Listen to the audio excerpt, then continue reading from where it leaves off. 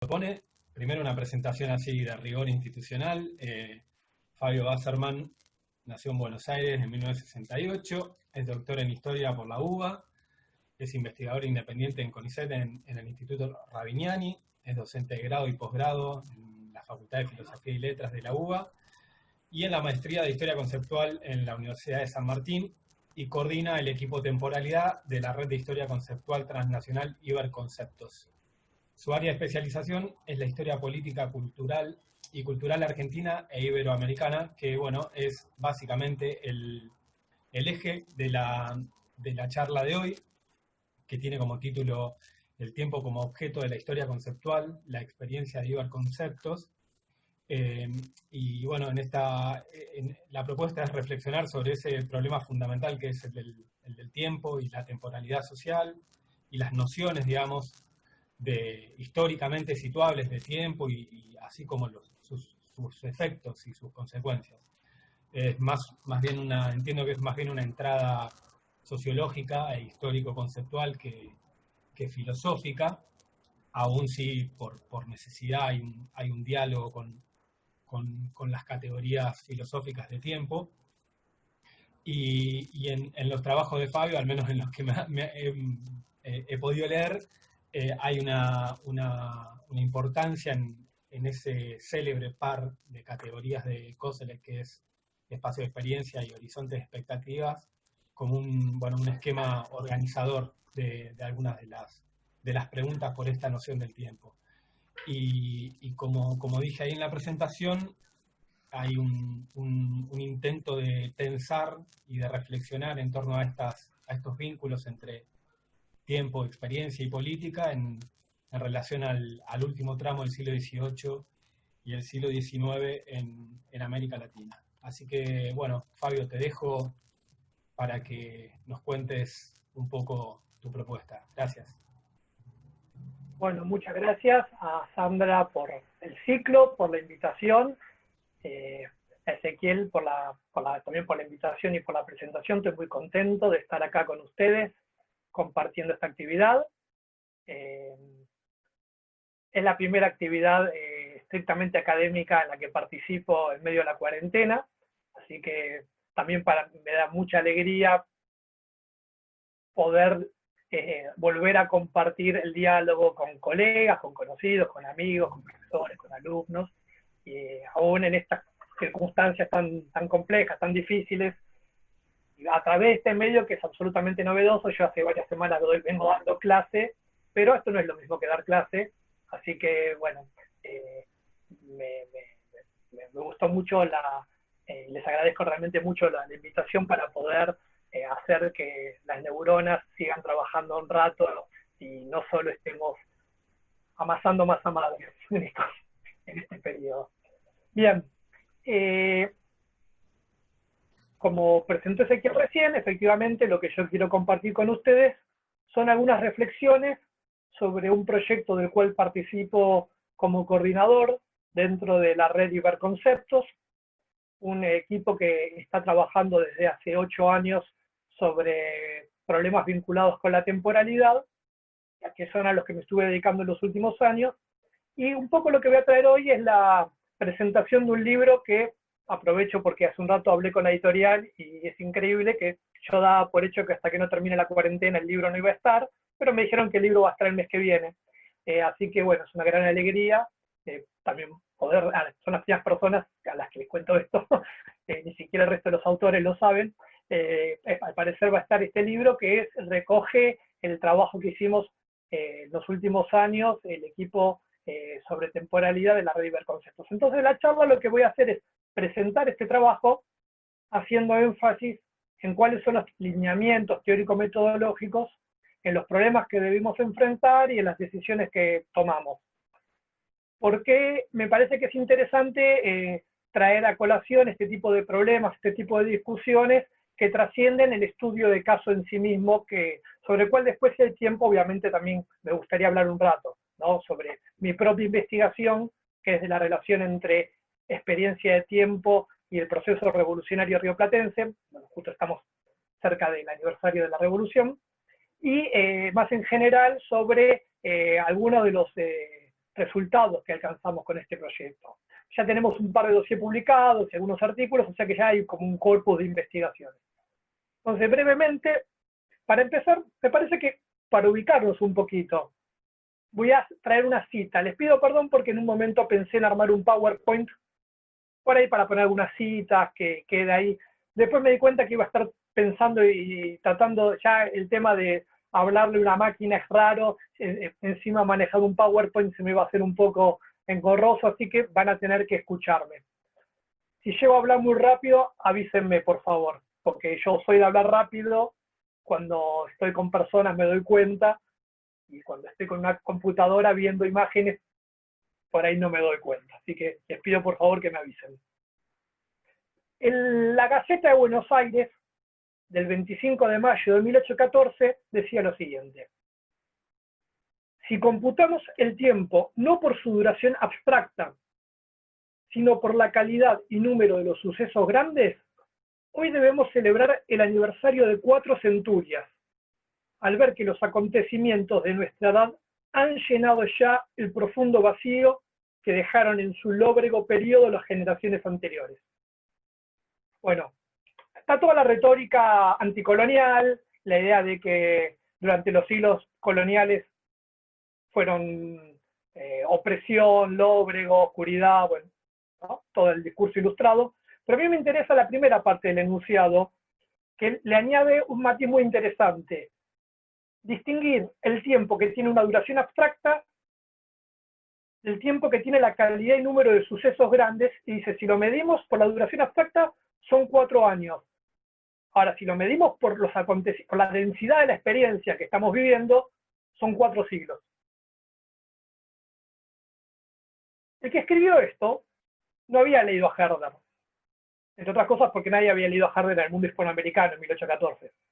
Pero aparte, lo que está dando cuenta es que hay una reflexión y un intento de búsqueda de formas de referirse a una experiencia que es inédita y para la cual todavía no hay una conceptualización muy precisa, pero que uno puede encontrar en las fuentes. Y un poco el trabajo que yo quiero traer a la colación es ver cómo hacemos para trabajar este tipo de fenómenos, cómo hacemos para trabajar sobre este tipo de temáticas en las cuales se hay que articular un conocimiento empírico, porque estamos trabajando sobre experiencias históricas, pero a su vez tiene un fuerte componente teórico y reflexivo sobre problemas mucho más abstractos como podría ser, y es en este caso, el de la temporalidad. Entonces, para ordenar, también me traje algo que lo voy a ir leyendo de a poco, más o menos, para que no sea muy disperso esto. En 1970, George Steiner, que falleció hace poco, dio una serie de conferencias que después serían recogidas en el libro En el Castillo de Barba Azul, en la cual decía lo siguiente: carecemos de historias del sentido interno del tiempo, del mudable compás que en la experiencia humana tiene los ritmos de la percepción. Pero tenemos evidencias fidedignas, lo que leí antes era una evidencia fidedigna, de que quienes vivieron en 1790 y en el primer decenio y medio del siglo XIX, y que podían recordar el tenor de la vida bajo la antigua ley, sentían que el tiempo mismo y que la actividad total de la conciencia se habían acelerado de modo formidable. Entonces, Steiner dice, no tenemos estudios sobre esto, pero esto es muy relevante. Esto lo dijo en 1970. Bueno, medio siglo después, es relevante y hay numerosos estudios. La situación es radicalmente otra en ese sentido. Uno puede ver los índices de las revistas especializadas, bibliotecas y demás, en los catálogos, para ver que son numerosas las producciones, las investigaciones y las publicaciones que hay referidas al tiempo y la temporalidad, tanto desde una perspectiva reflexiva como estudios empíricos. Pero para mí no es tan relevante este incremento cuantitativo como los cambios en la forma de abordar esta temática, que es lo que me interesa más destacar. ¿Por qué? Porque durante mucho tiempo, no vamos a decir cuánto, pero mucho, la temporalidad era una temática que era patrimonio casi exclusivo de las ciencias físicas y naturales, de la filosofía y en menor medida, si ustedes quieren, de la sociología y la antropología. ¿Sí? Y en los últimos 30 años comenzó a ser objeto de interés para otras disciplinas como la estética, la teoría política, los estudios literarios y la teoría de la historia. No quiere decir que antes no había interés, pero pasó a un primer plano ese interés. Entonces las formas de el interés, digamos, o las investigaciones sobre las formas de experimentar, percibir, representar, conceptualizar el tiempo, su naturaleza, sus ritmos, a los vínculos entre pasado, presente y futuro, y las valoraciones que se hacen de cada una de esas dimensiones, ocupan un lugar cada vez más importante en la agenda de las humanidades y de las ciencias sociales, particularmente en algunas temáticas, por ejemplo, los temas vinculados a la memoria, a las revoluciones, a los procesos de modernización. No son los únicos, pero ahí son muy relevantes. Ahora bien, ¿por qué sucede esto? Obviamente hay cambios disciplinares. Pero estos cambios disciplinares solo se pueden entender en el marco de las transformaciones socioculturales, económicas y en las subjetividades contemporáneas que afectaron nuestra forma de relacionarnos con la temporalidad. No es algo que es producto solamente de una transformación en el campo académico, o en todo caso esa transformación es parte de transformaciones mayores. Y por eso también el interés que despierta lo que pasó en relación a las concepciones de la temporalidad entre fines del siglo XVIII y mediados del siglo XIX, porque según lo que plantean algunos autores, y sobre esto voy a hablar después, yo quiero estar en la ronda.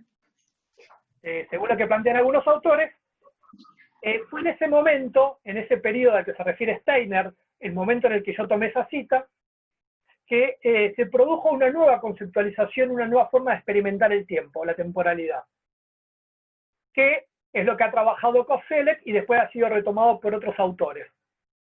Lo que se plantea es que esa concepción o esa forma de experimentar la temporalidad, que tenía una orientación futurista, entró en crisis, digamos, según qué autor, en los últimos 20 o 30 años, y pasó a predominar una orientación presentista. Uno esto lo puede ver en la obra de autores como François Hartog, que creo que estuvo en Rosario el año pasado, o Hans Gumbrecht, un discípulo de Koselleck, que lo que plantean es que esa forma de concebir y de entender la temporalidad habrían entrado en crisis, o habrían llegado a su fin, y habría un creciente predominio del presente en relación al pasado y al futuro, del cual poco y nada se podría esperar.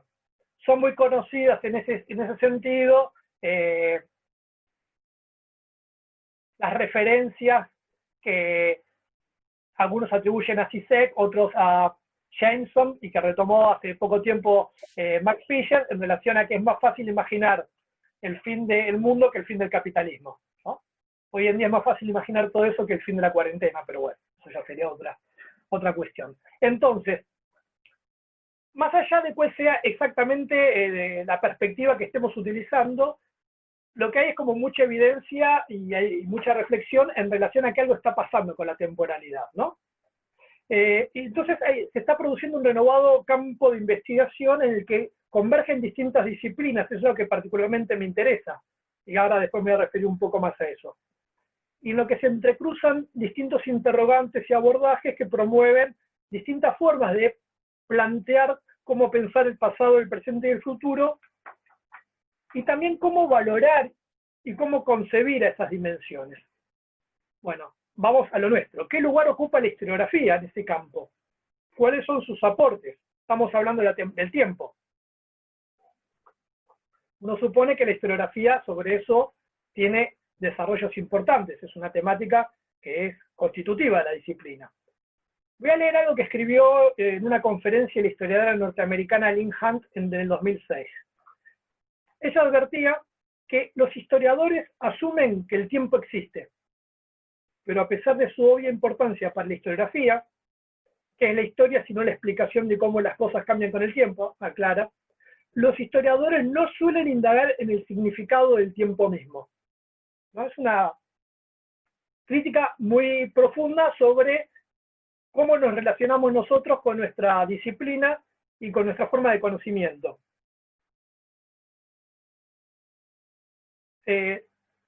Insisto, en un ratito lo voy a retomar. Espero que todo lo que digo que voy a retomar lo retome, si no ustedes después me preguntan si algo quedó ahí colgado.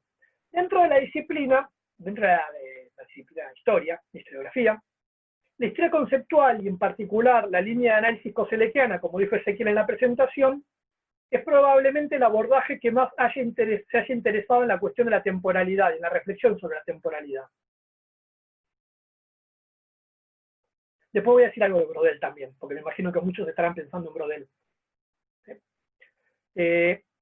Dentro de ese marco teórico-metodológico, se constituyó un grupo dentro de la red de historia conceptual iberoamericana Iberconceptos, que está integrado por investigadores de España, México, Colombia, Venezuela, Perú, Brasil, Chile y Argentina, que es el que yo les comenté al principio, que estamos trabajando el problema de la temporalidad en Iberoamérica en los siglos XVIII y XIX, tocando distintas cuestiones, tratando distintas cuestiones, pero con el foco puesto sobre todo en las transformaciones que provocaron los procesos revolucionarios. Es decir, la relación entre procesos revolucionarios y temporalidad.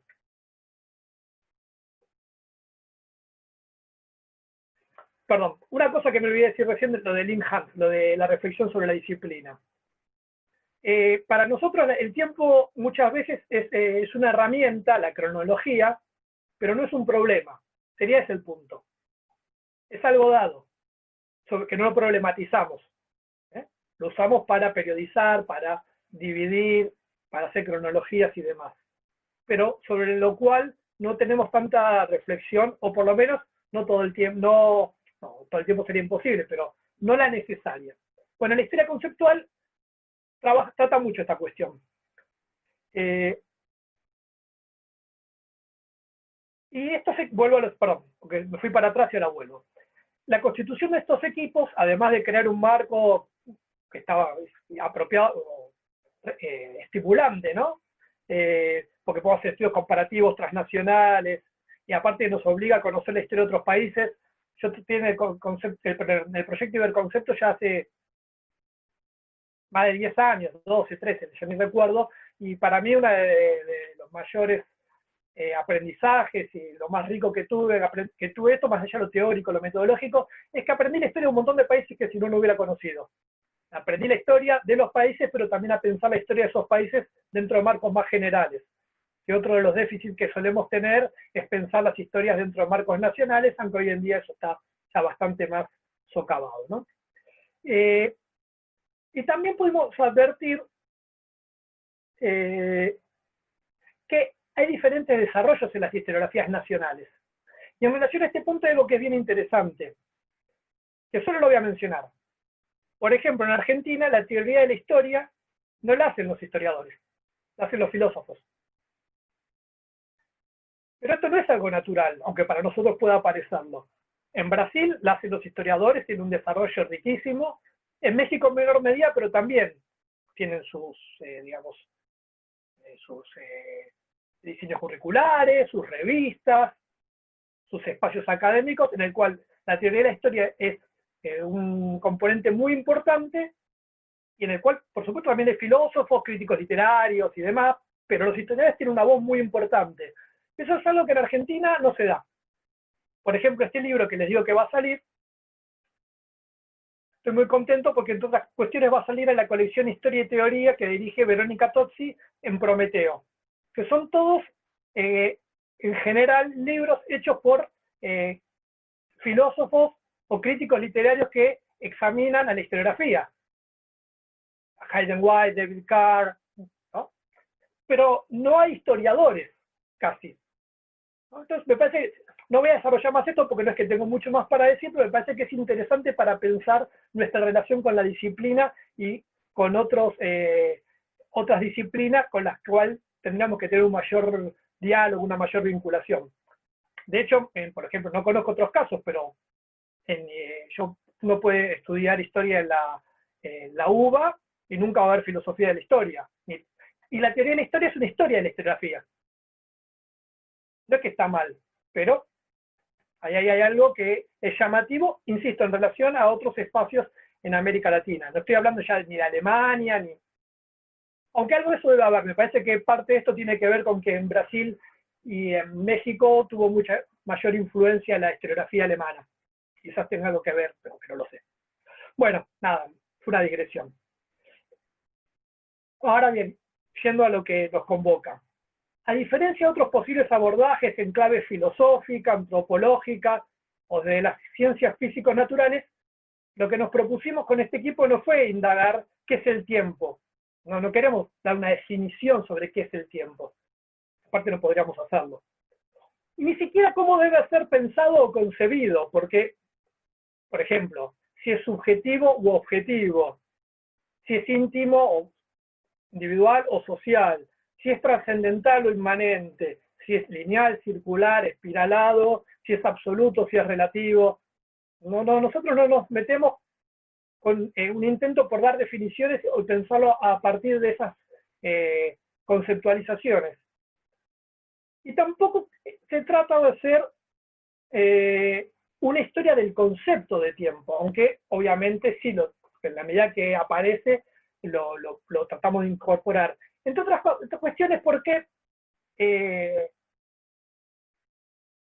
desde San Agustín, pero incluso desde los presocráticos, hay una profunda reflexión sobre el carácter inaprehensible que tiene el concepto de tiempo, ¿no? Hay reflexiones de Koselleck sobre eso, de Norbert Elias, que tiene un libro precioso que se llama Sobre el tiempo, en donde, bueno, no importa, hay distintas perspectivas, pero que dan cuenta de su carácter inaprehensible.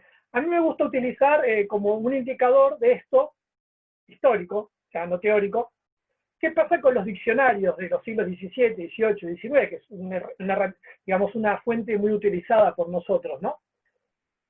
Que es bien interesante. Uno cuando ve esos diccionarios, en general, dan algunas definiciones muy breves. Cuando dan definición de tiempo, dicen, por ejemplo, la duración sucesiva de las cosas, o la medida de la duración de las cosas. Y después dan muchos ejemplos. Como si las definiciones no pudieran dar cuenta de lo que quieren definir. Me parece que es un indicador bien interesante de esa dificultad intrínseca sobre la posibilidad de hacer una definición sobre el tiempo. Incluso, bueno, en el diccionario de conceptos históricos fundamentales que dirigió Koselleck junto con Brunner y Comte, monumental, la temporalidad atraviesa todos los conceptos. No hay ninguna entrada para el concepto de tiempo. Ninguna. No está ahí. No está. Es bien interesante, como indicador de algo pasa ahí. Bueno, pero más allá de estas dificultades, que uno dice, bueno, podrían ser subsanadas, aunque nos dicen algo, nuestras preguntas apuntan en otra dirección, otro tipo de problemas, que sin desconocer trascienden estas definiciones de tiempo o las que se hicieron a lo largo de la historia. Lo que nos propusimos indagar es cómo los actores sociales experimentan y conceptualizan a la temporalidad o al tiempo histórico. Es decir, no qué es, sino cómo se lo experimente y cómo se lo concibe. Y acá puedo traer una cita de Koselleck para ilustrar esto, que plantea que el tiempo histórico, si es que el concepto tiene un sentido propio, está vinculado a unidades políticas y sociales de acción, a hombres concretos que actúan y sufren, a sus instituciones y organizaciones. Ese es el tiempo que a nosotros nos interesa. Y más precisamente, cómo experimentaron y conceptualizaron la temporalidad las élites políticas e intelectuales iberoamericanas durante los siglos XVIII y XIX. Ese sería nuestro recorte sujeto que estudiamos, sobre el cual después voy a volver al final, porque siempre hay como comentarios críticos sobre ese recorte. Entonces, ¿qué hicimos? Yo sé que esto está siendo grabado y está mal que lo diga, pero bueno, soy muy bocón. Cuando empezó todo esto, y por X razones me tocó coordinar el equipo, ya pasó mucho tiempo, así que prescribió, voy a confesar, yo no tenía la menor idea de cómo íbamos a hacerlo. ¿Qué se hace? ¿Cómo se estudia esto? ¿Qué fuentes? ¿Cómo? ¿Dónde? Porque veníamos trabajando en conceptos patria, revolución, nación, liberal, que tienen, digamos, no necesariamente definiciones, pero tienen muchos usos que uno puede examinar. Tiempo, o sea, temporalidad, relación con la temporalidad, ¿dónde se examina? ¿Cómo se examina? Bueno, lo que descubrimos rápidamente es que aparece todo el tiempo, simplemente hay que mirarlo. Tiene que ver con qué enfoque, que si estamos procurando dar cuenta de esto o si lo pasamos de largo. Estoy seguro que esa cita que hice al principio, muchos historiadores la vieron y nunca le prestaron atención de la forma en la que yo estoy tratando de plantear que hay que prestarle atención. ¿No? A lo sumo me dijeron, sí, le pasaron cosas y entonces lo dice de este modo, pero bueno, cómo eso se articula con otros documentos y cómo se puede reflexionar y examinarlos. Entonces, ¿qué es lo que hicimos? En principio nos pusimos de acuerdo en un uso pragmático de una categoría analítica. Experiencias de tiempo. Que lo usamos en un sentido lato. Hay toda una discusión sobre esto que nos llevaría a la fenomenología. No se preocupen, no los voy a llevar a la fenomenología porque aparte yo me voy a perder en el camino. Así que no soy el mejor guía. Pero convinimos en usar la categoría analítica experiencia de tiempo en un sentido lato para referirnos a las formas en las que los actores sociales experimentan, perciben, se hacen conscientes, expresan y comunican su relación con la temporalidad. ¿No? Entonces, esa gama de situaciones en relación a la temporalidad. Y si prestan atención, son experiencias de tiempo, es una pluralidad, porque no hay una sola forma de relacionarse con el tiempo. Ni siquiera un actor individual o colectivo se relaciona de una única forma con el tiempo. Por ejemplo, en ese mismo periodo en el cual este buen hombre que publicó ese texto en la Gaceta veía que todo cambiaba y se aceleraba, seguramente sus rituales religiosos los seguía manteniendo en forma regular y cíclica. Había otra temporalidad ahí. Para poner un ejemplo, no hay una única forma, son experiencias. Este marco analítico fue muy importante, la verdad que porque nos permitió tener como una base a partir de la cual tener un diálogo, un vocabulario común, un marco de discusión, pero era insuficiente para orientar las investigaciones. Y en ese sentido, vuelvo a lo que planteaba antes, hay una falta de una tradición historiográfica propiamente que problematice estas cuestiones y sobre todo en Iberoamérica. ¿Qué quiero decir con esto? Voy a ser más preciso. Esto no quiere decir que no hay estudios históricos sobre el tiempo y la temporalidad. Lo que quiero señalar es algo que es más preciso. Hay un escaso, o tradicionalmente un escaso diálogo entre quienes se dedicaron a tratar en términos históricos el tiempo y quienes propusieron y que lo toman como un dato, o sea, estudian el tiempo como un dato, las formas de medirlo, ¿no? Y quienes se interrogan por la temporalidad como un fenómeno, como un problema. Y acá vengo a Brodel, por ejemplo, que es como lo que todos espontáneamente pensaríamos. El ensayo de él sobre larga duración, en un cierto sentido constituye una excepción a esto que estoy planteando, pero no se interesaba, si uno lo lee, no se interesaba tanto por problematizar a la temporalidad, como por advertir la necesidad de considerar la existencia de distintas duraciones para poder indagar en lo histórico-social, lo cual es una reflexión, pero no es más que eso. No es poco, pero es hasta ahí. Quiere decir, eso es como lo máximo que un historiador que hace estudios propiamente históricos, no reflexiones de teoría de la historia, hizo en relación a esto, por lo menos los autores clásicos. Y para darse una idea de ese encuentro, uno puede elaborar dos listas rápidas. Por un lado, la de los historiadores o investigadores de disciplinas afines que produjeron estudios sobre las formas de medir, percibir o representar o utilizar el tiempo. En general en clave de historia religiosa, historia de las mentalidades, historia social, cultural y económica. Digo algunos autores, Carlos Chipola, Jacques Le Goff, creo que todos conocen el texto de Thompson, sobre los cambios en los usos del tiempo en el proceso de proletarización. ¿Sí? Ahora bien, estos textos, estos autores muy rara vez tuvieron un diálogo con quienes reflexionaron sobre el tiempo, procurando definirlo, describirlo o aprenderlo, y que, digamos, la cultura occidental tiene una larga tradición, les dije antes, de los presocráticos. En adelante hay científicos y filósofos que, una especie de división del trabajo intelectual, fueron los que se orientaron a este tipo de cuestiones. Aristóteles, San Agustín, Newton, Leibniz, más cercanos en el tiempo, Bergson, Einstein, Heidegger, Prigogine, no importa. Pero hay como, no quiere decir que no haya vínculos, porque siempre un historiador está situado en un campo y se nutre, pero no hay un ida y vuelta mucho más enriquecedor. En este punto creemos que la historia conceptual tiene una ganancia, que permite contribuir a superar este estado de cosas. Por un lado, porque si bien es una disciplina donde es muy importante el análisis empírico, tiene una ambición teórica y reflexiva que se nutre del diálogo con otras disciplinas como la teoría política, la filosofía o la lingüística. Por otro lado, esto es más importante, porque la temporalidad es una problemática que constituye uno de los núcleos de la historia conceptual, sobre todo en la línea de análisis de Reinhard Koselleck. No es que es un tema, es el tema. En ese sentido, o uno de los temas, no voy a, si no suena como, no, es uno de los núcleos problemáticos centrales de la obra de Koselleck.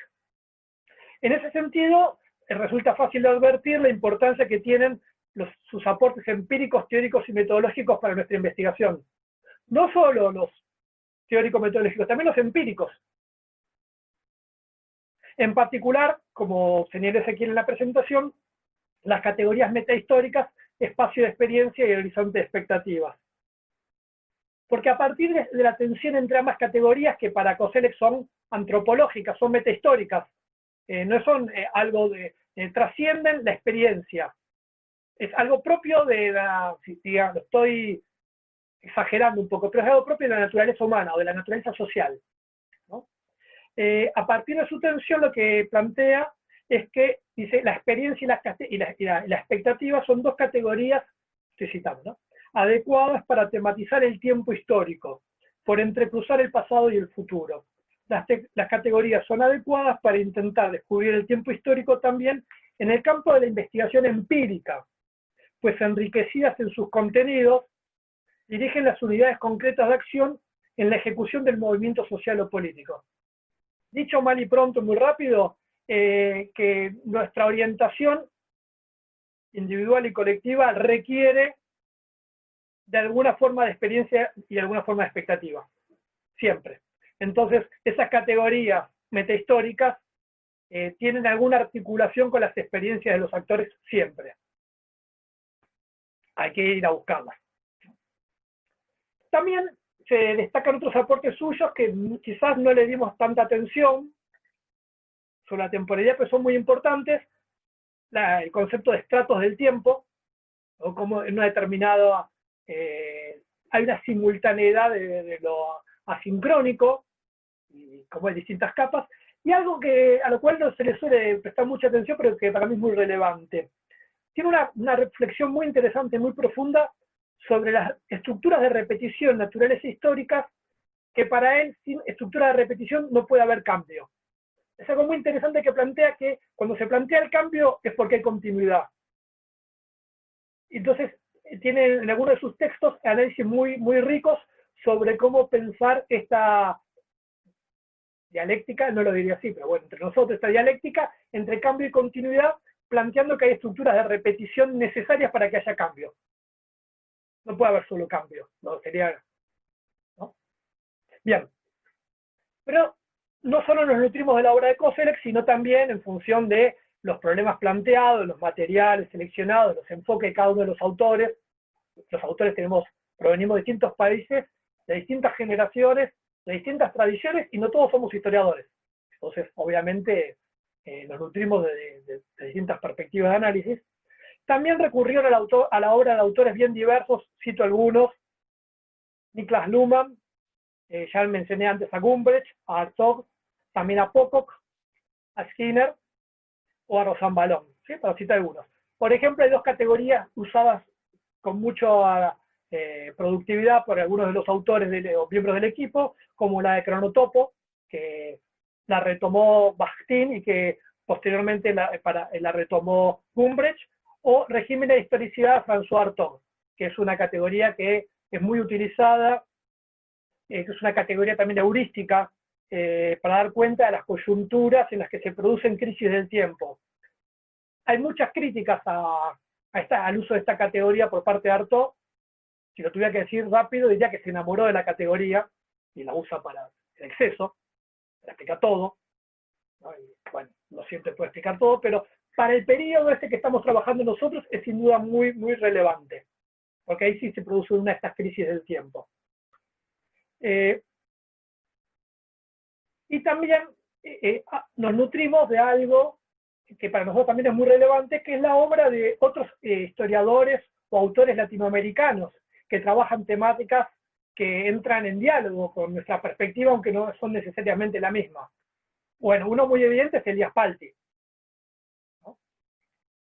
Pero también, como les decía antes, la historiografía brasilera es muy prolífica en esto. Hay varios autores como Valdey López de Araujo y otros que han trabajado cuestiones vinculadas con la temporalidad, o un libro que les recomiendo mucho, de Víctor Goldgel, que es de estudios literarios, que se llama Cuando lo nuevo conquistó América, que es una reflexión sobre lo nuevo, la moda y la prensa entre fines del siglo XVIII y mediados del XIX, tomando Buenos Aires, Santiago de Chile y La Habana.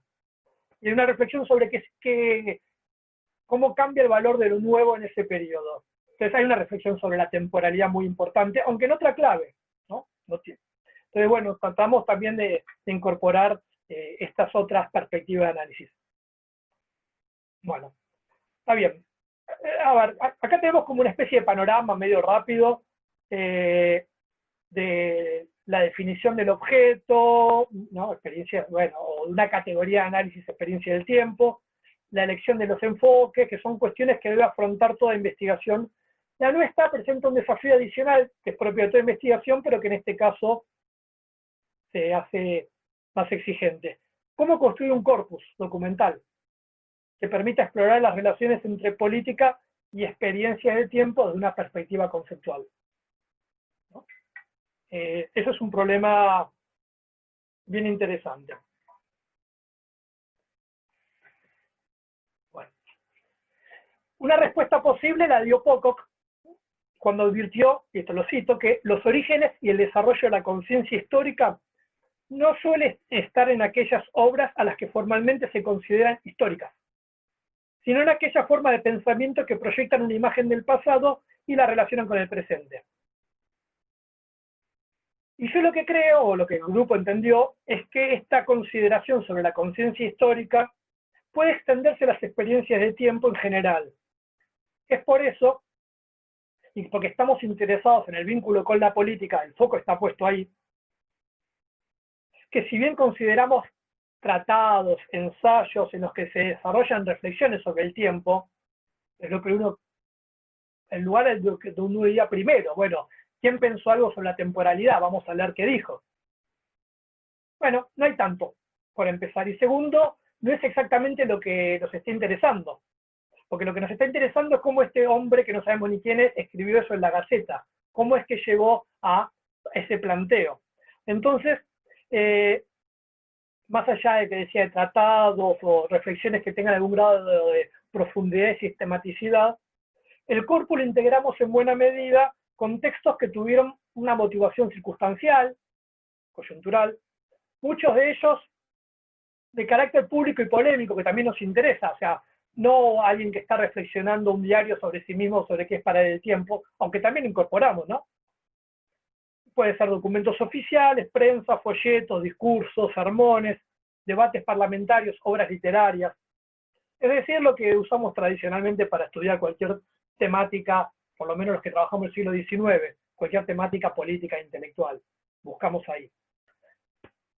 Pensando en el presente, bueno, esto es una breve digresión. No lo voy a desarrollar demasiado, simplemente lo voy a mencionar. a partir de esta investigación también me interesé por los debates sobre la temporalidad en la actualidad. Y estuve trabajando sobre esta cuestión en el discurso del macrismo.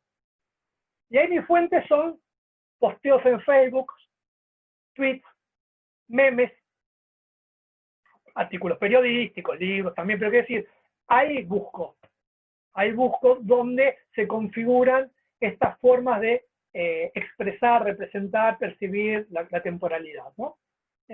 No necesariamente, porque uno piensa el tiempo, piensa que uno tiene que ver, qué sé yo, a Sarmiento, a Moreno, digamos, a quienes tienen reflexiones como sostenidas, digamos, pero en realidad uno puede tomar cualquier artículo, e incluso documentos oficiales.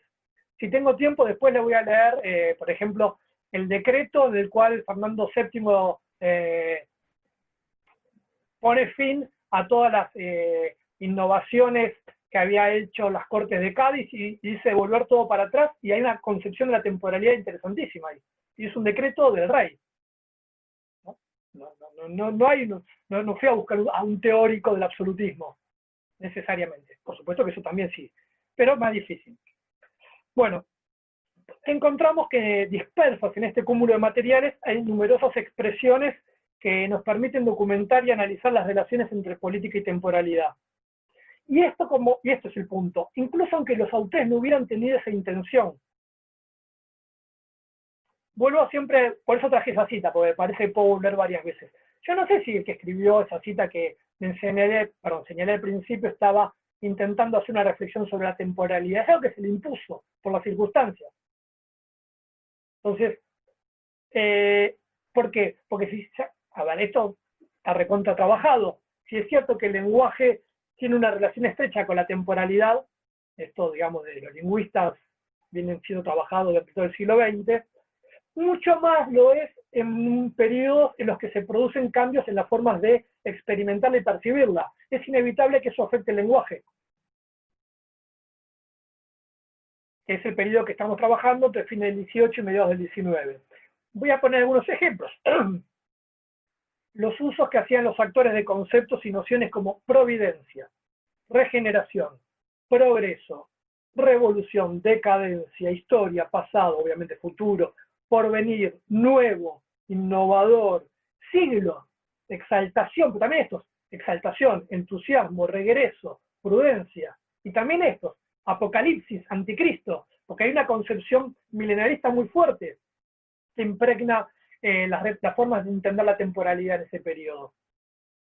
Y también metáfora, por ejemplo, estanque, lago, que dan cuenta de la quietud. Uno lee Facundo de Sarmiento o textos de los románticos y cuando quieren dar cuenta, por ejemplo, que es Córdoba, es como un lago, como un estanque, como que no se mueve. Bueno, está lleno de referencias metafóricas o formas de aludir al tiempo con verbos y adjetivos que están vinculados al movimiento y a la velocidad, como fluir, frenar, pasar, correr, detener, cabalgar, estancado, rápido, etc.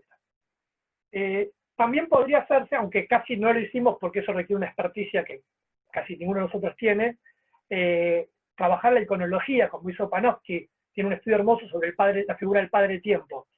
Pero claramente ahí uno también podría encontrar, digamos, material para ser analizado.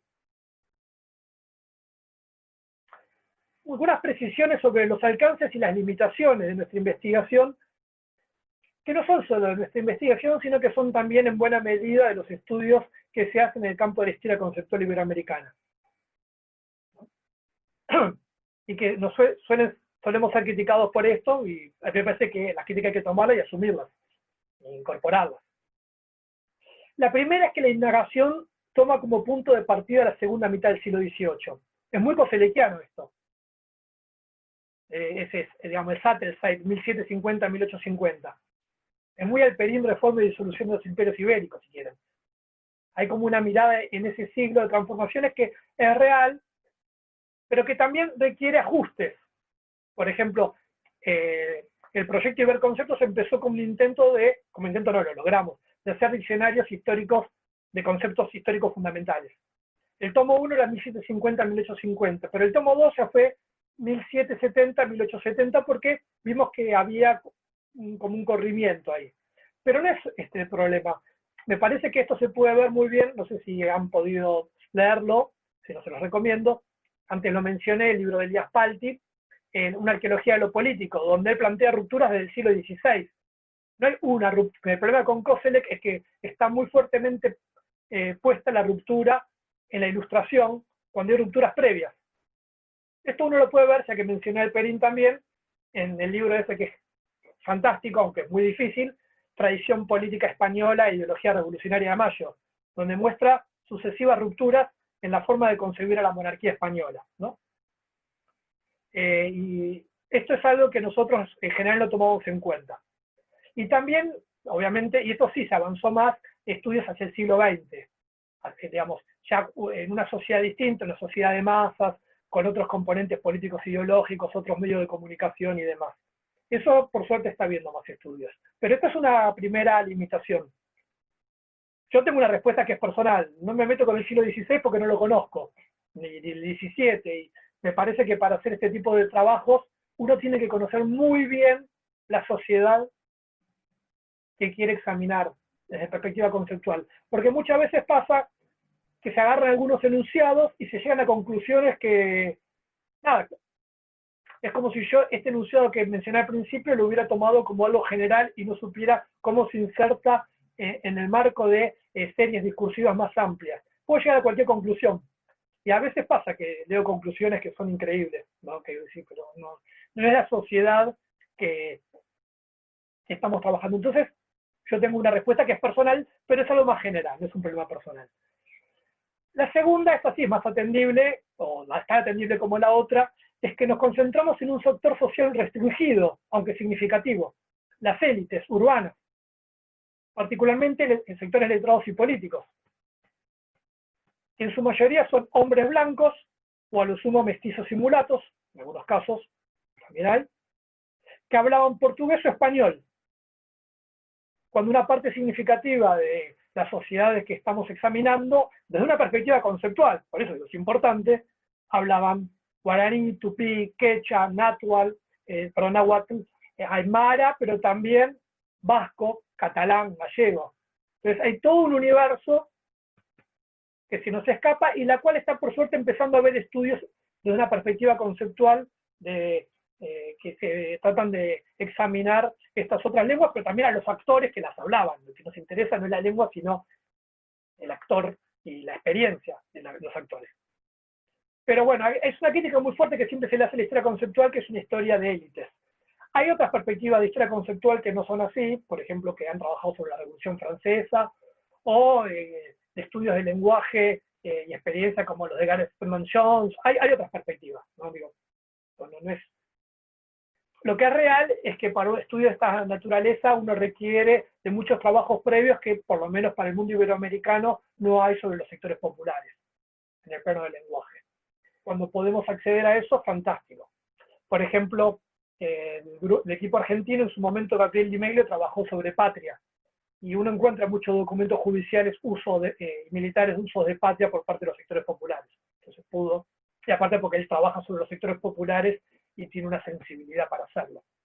Pero no es un problema difícil. Y la tercera es que, como dije varias veces, el foco está puesto en las mutaciones de orden político. Por ejemplo, la relación entre revolución y cambio conceptual.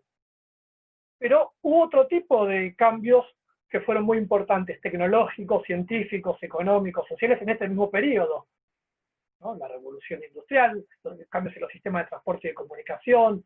Esto es debatible, pero un proceso de secularización, etcétera, etcétera.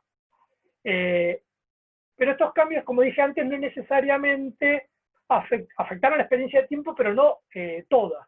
Seguramente no desaparecieron otras modalidades de experimentar la temporalidad que eran tradicionales, como las de carácter ritual y litúrgico, que implican repetición, por ejemplo. Muchas veces vinculadas a los ciclos de actividad económica. Recuerden que, más allá de todas las transformaciones que hubo, buena parte de la humanidad siguió siendo rural, la sociedad siguió siendo rural en América y en Europa. Y si bien existen algunos trabajos que tratan estas cuestiones, abordarlo de una perspectiva conceptual me parece que requiere todavía de un mayor conjunto de estudios en los cuales basarse, y que no los tenemos. ¿Bien? Esto es un poco un panorama como muy general de lo que hicimos. No sé cuánto tiempo hablé, perdón, porque no tengo... Uy, hablé un montón. Estamos en las 7, así que hablaste como 50 minutos. No, listo, hablé un montón. No, en todo caso yo les quería ver algunos ejemplos de algunos de los resultados, pero si quieren en todo caso, cuando dialogamos ahora esto lo podemos traer, porque si no voy a hablar yo solo todo el tiempo y ya me aburrí de escucharme. Bueno, les agradezco mucho.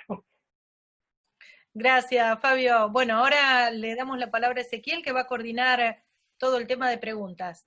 Les digo más o menos la metodología, que nosotros nos ha estado dando resultados. El sistema Zoom tiene una posibilidad de levantar una manito, pero no muchos la encuentran. Entonces, la otra opción, que es más sencilla, en la barra inferior, ustedes tienen una opción que se llama reacciones.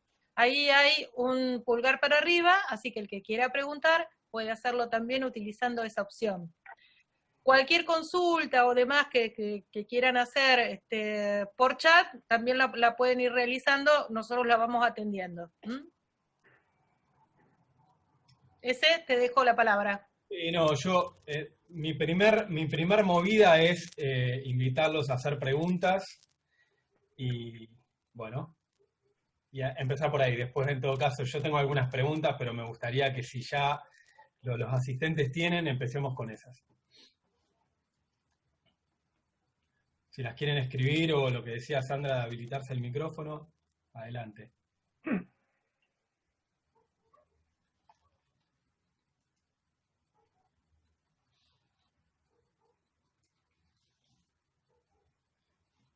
Vieron que hay un momento de glaciar, la primera glaciación.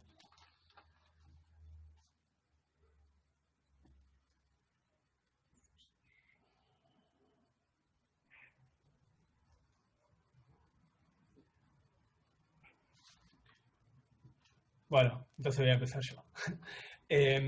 Yo tengo un par de preguntas que son, digamos, que tratan de ampliar, más que de lo que dijiste, es como las inquietudes que me fue generando lo que dijiste y las posibilidades estas de ampliar las investigaciones en relación a las experiencias del tiempo, a las nociones del tiempo, etc. Una pregunta que me gustaría hacerte, haciendo la salvedad, digamos, de que tu campo es, y como todo campo sometido a cambio seguramente, la historia conceptual, me gustaría preguntarte cómo se articula, digamos, esta búsqueda, que es una búsqueda, al menos hasta donde yo puedo ver, que tiene dos grandes, digamos, balizas, la política y lo discursivo. Si acaso han pensado ampliar la investigación hacia otras zonas de la experiencia histórica en los siglos XVIII y XIX que no necesariamente tengan que ver con las discursividades políticas. Pienso, por ejemplo, digamos, en la historia que tiene que ver con artefactos, con dispositivos técnicos, con una serie, digamos, de elementos que podríamos decir que tienen que ver con la historia social de los objetos, que también son elementos que inciden en la producción social de temporalidad. Si han hecho alguna reflexión en relación a eso y a la potencial construcción de un archivo en relación a eso. Bueno, la respuesta es sencilla, no. No porque no lo consideramos importante, sino porque, como decía antes, hay como muchas zonas de conocimiento que requieren cierta experticia, pero, como también mencioné al principio, cada vez más de distintas disciplinas están trabajando temáticas afines y con las que se establecen diálogos. Por ejemplo, hace 2 años, lo que sería la jornada de historia del arte, digamos, que se hace en Argentina, de CAIA, el tema era la temporalidad. Yo fui así, cara durísima, a hablar de esto, porque no hablaba de nada vinculado con ni nadie con obras, y ahí aparecían muchas cuestiones vinculadas a imagen, a fotografía, pero también en algunos casos a objetos que construyen imágenes y demás. Pero a lo que es cierto es que la marca de quienes hacemos esto dentro de Iberconceptos es muy fuerte. En primer lugar, la pertenencia a la historia política intelectual, y después hay también miembros que vienen de la teoría política o de la filosofía, pero efectivamente hay algo ahí que no falta. Donde más se avanzó dentro de nuestro equipo es el tema iconográfico igual. Por ejemplo, Gonzalo Capellán, no en nuestro equipo, pero en otro equipo, trabaja sobre imágenes de la democracia, trabaja mucho con sátiras, con caricaturas y demás, ¿no? Pero eso es algo también que está como bastante más tratado. El tema de los objetos que son muy importantes, no. Me parece que tampoco hay una gran tradición, por lo menos en Argentina, sobre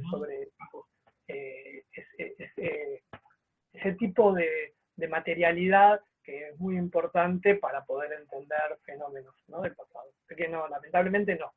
Buenísimo. Acá Sergio pide en el chat que amplíes la noción de simultaneidad de lo asincrónico. Ah, sí, lo que dije, lo de estratos del tiempo. Hablando también, mal y pronto, en realidad es como, digamos, en toda, si nos situamos, como se suele decir, si sacás la foto en un momento, uno lo que va a encontrar en una sociedad es la coexistencia de distintas temporalidades, de distintas, digamos, estratos de temporalidad que se arrastran históricamente, y que muchas veces el problema cuando se analiza es que se toma uno, y que se lo da como el más relevante o el único, y lo que está planteando Cossele que es como todo, y es lo más difícil, cómo eso coexiste y se articula, ¿no? Entonces, digamos, mismo, por ejemplo, en las concepciones, ¿qué concepciones tenemos sobre determinadas cuestiones? Uno va a encontrar que hay, en el periodo revolucionario, concepciones que son muy novedosas y otras que son de antiguo régimen, de largo arraigo o incluso de la antigüedad, están coexistiendo, y ahí la pregunta historiográfica y cognitiva es, bueno, ¿cómo se articulan y qué sentido adquieren en esa articulación? Por ejemplo, se me está ocurriendo ahora, no sé si va a salir bien el ejemplo. El debate tradicional sobre, pero ya que estamos en la semana de mayo, el debate tradicional sobre si la revolución de mayo se hizo con nombre de las ideas de la Ilustración, o en nombre de o las ideas de la neoescolástica española, que es lo que trata el Perindón en tradición política española, en realidad, así planteado no lleva a ningún lado, porque lo que interesa es en todo caso cómo se articularon, y uno va a encontrar que ahí coexisten, digamos, expresiones, conceptos, nociones, formas que se articulan, y hay que ver qué sentido preciso tienen en ese marco. Una historia de las ideas tradicional va a ir a buscar las ideas como unidad de análisis. La historia intelectual, y dentro de ella la historia conceptual, lo que busca es pensar la articulación y cómo, en el caso de un concepto, por ejemplo el concepto de pueblo, no se remite a una sola de estas categorizaciones o nociones, sino a cómo aparecen en conjunto, a cómo se articulan entre sí. Va por ese lado. Tiene una mayor complejidad, pero yo lo diría de ese modo, ¿no? Es como en la sincronía coexisten, algo que los historiadores sí lo sabemos, pero que muchas veces, como estamos estudiando un recorte, estamos privilegiando ese recorte. Por ejemplo, hay un debate muy importante en la historiografía hispánica sobre si la Constitución de 1812, la Constitución de Cádiz, es liberal o no es liberal. Es un debate muy fuerte que involucra también a concepciones más importantes sobre la sociedad y sobre la historia española. Y cuando uno va a ver lo que ve, digámoslo, el debate, muchas veces es que están tomando distintos elementos y le están dando un peso distinto a cada uno de esos elementos. Bueno, el tema de la dificultad es pensar todo eso junto, ¿no? Claro. Me gustaría agregar algo a lo que decís, que me quedé pensando, cómo esta pregunta por el tiempo, esta pregunta histórica e historiográfica, es fundamental también para las operaciones de periodización y todos los supuestos que hay en las periodizaciones. Por ejemplo, en mi caso, cuando mi tesis doctoral, que es más que nada sobre música y negritud en Estados Unidos, mi primera periodización fue una periodización política. Es decir, yo tomé la secuencia política negra y quise periodizar la música bajo esa temporalidad. Luego me di cuenta que en realidad mi periodización no calzaba exactamente con la periodización política, lo cual me llevó a tener que pensar sobre esto, cuál es la semántica de la periodización, cuál es el tiempo que uno en una investigación privilegia. En mi caso fue, bueno, la aparición de algunos géneros musicales, que no coincidían exactamente con la periodización política, que es la que tiende a organizar la mayoría de las investigaciones y de las periodizaciones históricas, ¿no? Como hay algo ahí que me parece interesante también en relación a que una noción de tiempo, una experiencia del tiempo, también puede tener ese impacto historiográfico.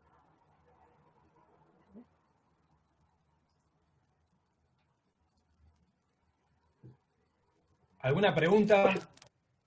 Tomo algo así de paso, hablo algo del estudio específico que hice sobre la experiencia revolucionaria rioplatense.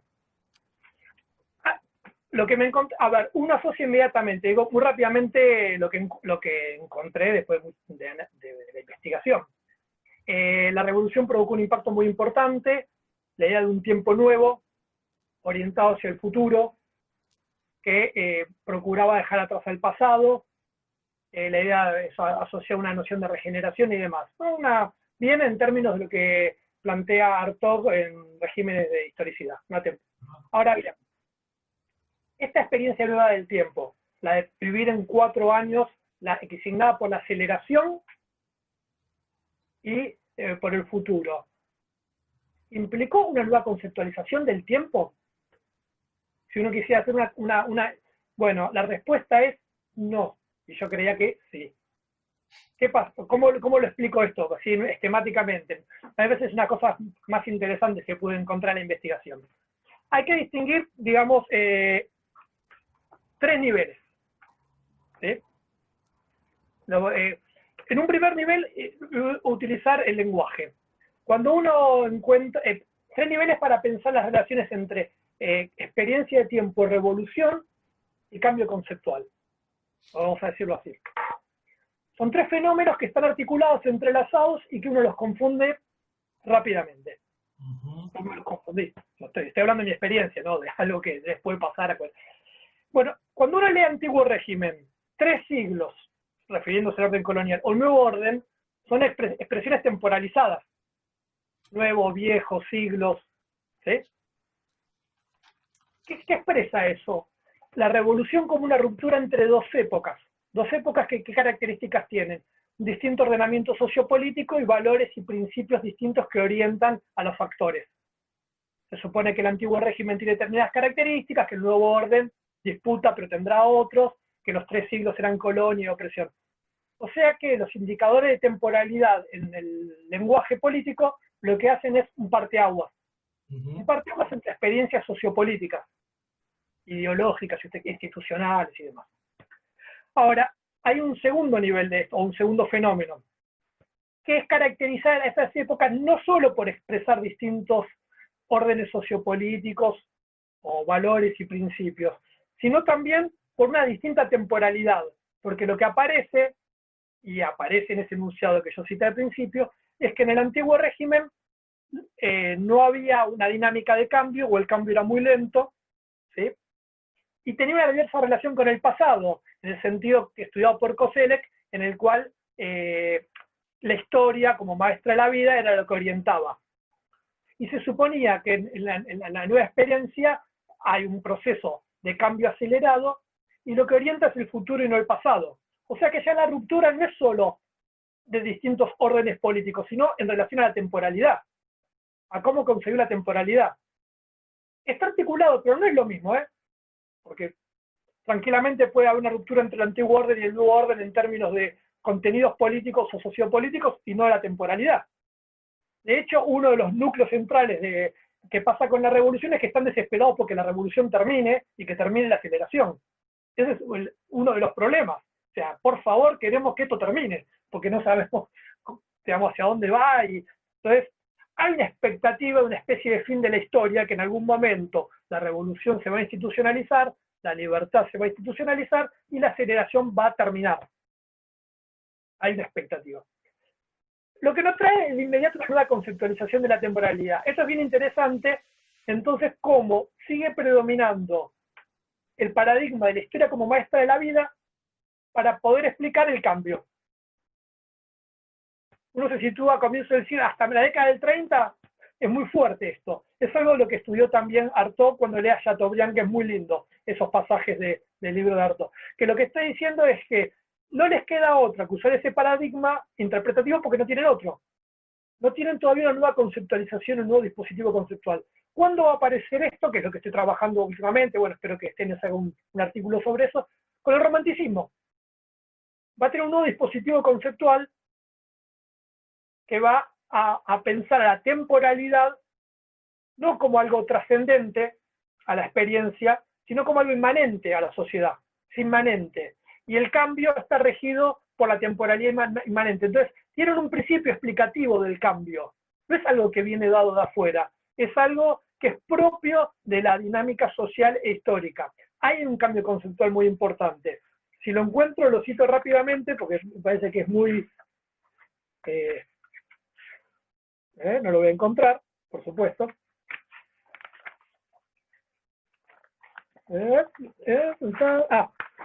¿Qué decía Alberdi en el fragmento preliminar del estudio del derecho? Dice, pretender el retroceso del espíritu humano es pretender arrollar el tiempo desenvuelto. El espíritu humano es el tiempo desenvuelto.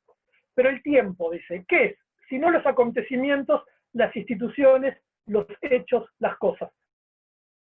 No hay temporalidad por fuera de la sociedad. Esa es una nueva concepción del tiempo.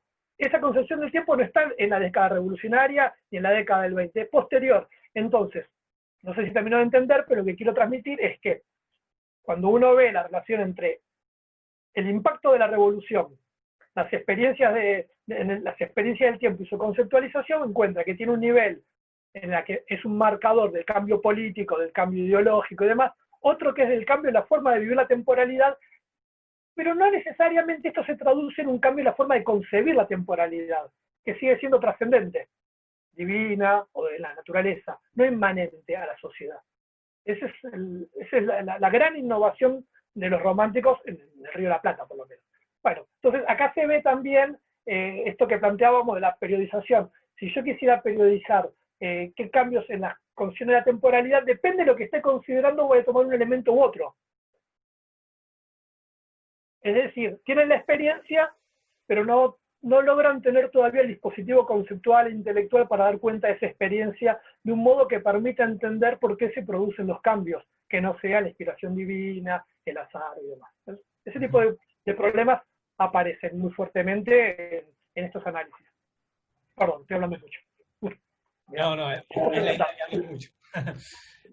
Acá Marcelo pregunta respecto a la cita del comienzo, si el tiempo, si hay algo en esa cita, corregime Marcelo si no lo entiendo, si no lo digo bien, si hay algo en esa cita que expresa un concepto del tiempo entendido como intensidad. Sí, claramente, porque es una comparación, dice, estamos viviendo en 4 años lo que a nuestros mayores les llevó 4 siglos. Esto uno lo encuentra todo el tiempo, el tema de la intensidad. Si uno lee los documentos de la época de la revolución, hagan un ejercicio, esto lo deben conocer, una fuente muy conocida, las Memorias Curiosas de Beruti, que es una especie de diario, no lo escribe todos los días, pero va escribiendo. Si uno lee de lo que pasa, lo empieza a escribir en 1790, por ahí, supongamos. Nombran a los cabildantes, cayó un rayo en un año. Es un anal, ¿no? Así, y así. Vienen las invasiones inglesas, varias páginas. Viene la revolución, y en un año, la experiencia de lo que él tiene para poder transmitir en ese registro que está llevando, tiene una intensidad que antes le llevaba 10 años. Y es lo que dice Steiner. En los documentos de la época uno se da cuenta que, y eso es una diferencia en los románticos, ellos ya nacieron después. Para ellos la novedad no es algo novedoso. Para ellos la novedad es lo propio de la condición social. Total. También hay diferencias de esa índole. Entonces, para ellos la generación que hizo la revolución, que está por un lado fascinada y por otro lado asustada por lo que está pasando, porque no lo puede controlar, experimenta esta intensidad de un modo problemático. Ya una generación posterior lo puede pensar de otra manera, y ahí también hay cambios de orden intelectual, no solo de orden político, que son muy importantes. Volviendo, porque me fui un poquito, pero volviendo a la pregunta, sí, hay una intensidad. Si algo caracteriza a uno de los documentos de la época, si algo caracteriza es la intensidad. En un sentido fuerte, ¿no? Sí.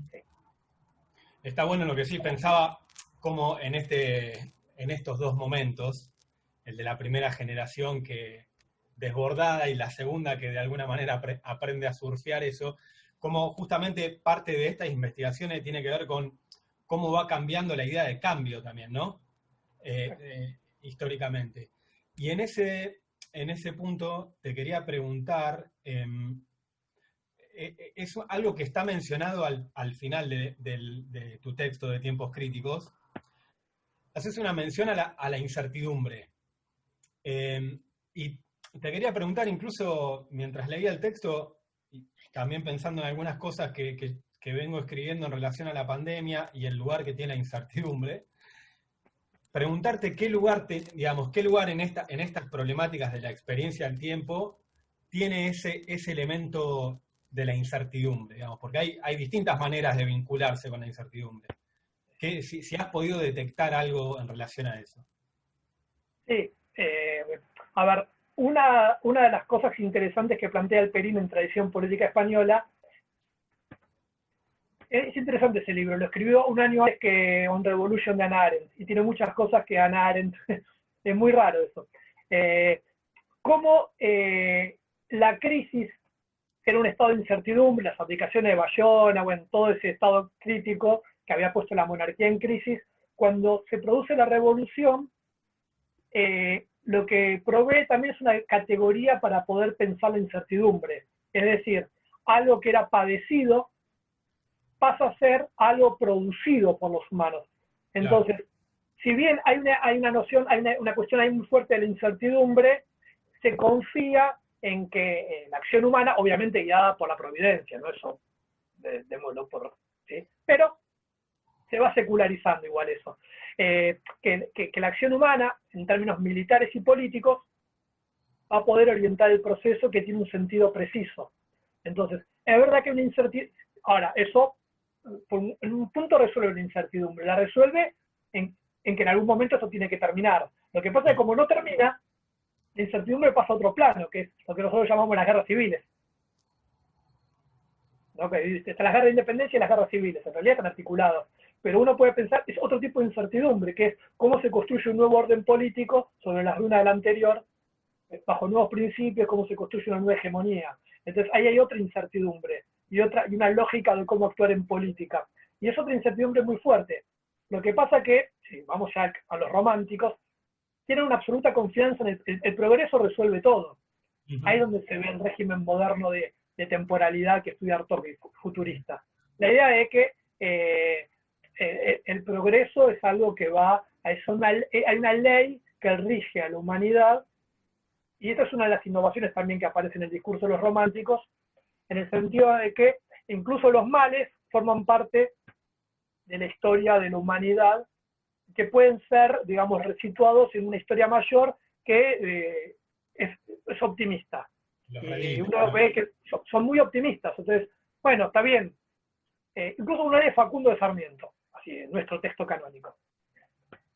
Uno lee Facundo y dice, todo lo que dice es para, te querés pegar un tiro, o sea, no tenés con qué darle rosas, o sea, si todo lo que dice es cierto, no hay con qué darle rosas. Y sin embargo, en el capítulo 4, cuando él dice, y usted me apunta por qué luchamos, porque las dificultades no se vencen, bueno, vamos a vencerlas igual, porque no importa, porque igual, o sea, ahí hace un salto argumentativo que sale de su propia lógica, pero hay una idea optimista muy fuerte. Y el otro gran optimista, incluso mucho más que Alberti y Sarmiento, Mitre.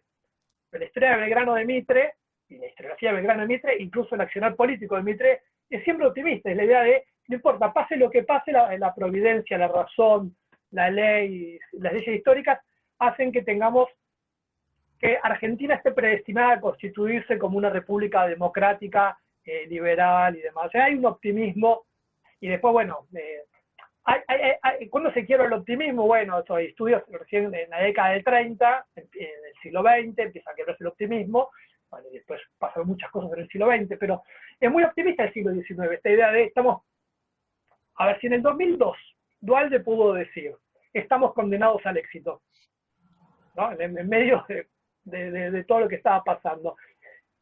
Lo que él no lo sabía, obviamente, o sí, quizás, pues no lo voy a prejuzgar, pero lo que está recuperando un tópico muy antiguo que viene del siglo XIX, esta idea de Argentina está destinada a constituirse, los contenidos van cambiando, porque van cambiando las configuraciones sociohistóricas y demás, pero es un tópico muy fuerte que articula nuestra comprensión y las narrativas sobre cómo nos entendemos como sociedad. Entonces, es verdad que hay mucha incertidumbre, pero esa incertidumbre se resuelve en que el futuro va a tener una respuesta. Al final de su vida uno va a encontrar por ahí que Sarmiento era más pesimista, porque finalmente la inmigración no era exactamente lo que él quería. Después, bueno, con el positivismo también hay un toque de pesimismo en algunos autores, pero es muy fuerte el optimismo en el progreso, ¿no? Hay algo muy... que es lo que lo resuelve. El problema del siglo XX es cuando, hoy en día, digamos, cuando entra en crisis el régimen de historicidad en términos de Artaud, bueno, cuando no se puede seguir pensando en términos de progreso. Claro. ¿No? Cuando la historia no va hacia un lugar. Si la historia va hacia un lugar, bueno, vivimos en un estado de incertidumbre, pero se resuelve. Cuando ya no tenemos esa certeza sobre el futuro, no, ahí se desarticula. Acá hay una pregunta en el chat de Hernán que te pregunta si leíste un artículo de Marina Riesnik sobre coordinación horaria en la Argentina. Sí. ¿Y qué comentarios te merece? No, es muy interesante. Es uno de esos estudios que yo digo que el tiempo es un dato. No es que está mal por eso, está bien, porque lo que está estudiando es eso. Es interesante porque tiene que ver con el proceso de constitución del Estado Nacional y del sistema de instituciones y de infraestructura, de tener que coordinar, digamos, la temporalidad, lo del tema del uso horario, en todo ese tipo de cuestiones, y de unificación estatal, ¿no? Se ubica en ese periodo. Lo leí hace un par de años, pero me recuerdo es ese. Y es un aporte muy interesante, muy relevante en ese sentido. Y hace falta muchos estudios de esos. Digamos, cómo se conciben las tablas de horarios, la regularidad, ¿no? Cuando uno dice, vuelvo a lo que decía antes de Koselleck, decía, no puede haber cambio si no hay repetición. Perdón, no puede haber cambio si no hay repetición. Para él, por ejemplo, las estructuras de repetición, porque es alemán, es que todos los días vos sabés que el cartero viene y te trae algo. Lo que te puede traer el cartero es otra cosa, pero hay una serie de instituciones que regulan las relaciones sociales que tienen una constancia y una regularidad sobre las cuales se pueden imprimir cambios. Bueno, entonces entender cómo se constituyeron el sistema de pesas y medidas, no es solo la temporalidad, es cómo tenemos una moneda común, algo que recién sucede a fin del siglo XIX, bueno, y así, digamos, todos los elementos que son propios de una sociedad modernizada y capitalista, digamos. Buenísimo. Gente, ¿alguna pregunta más? Si no, podemos ir cerrando a lo mejor.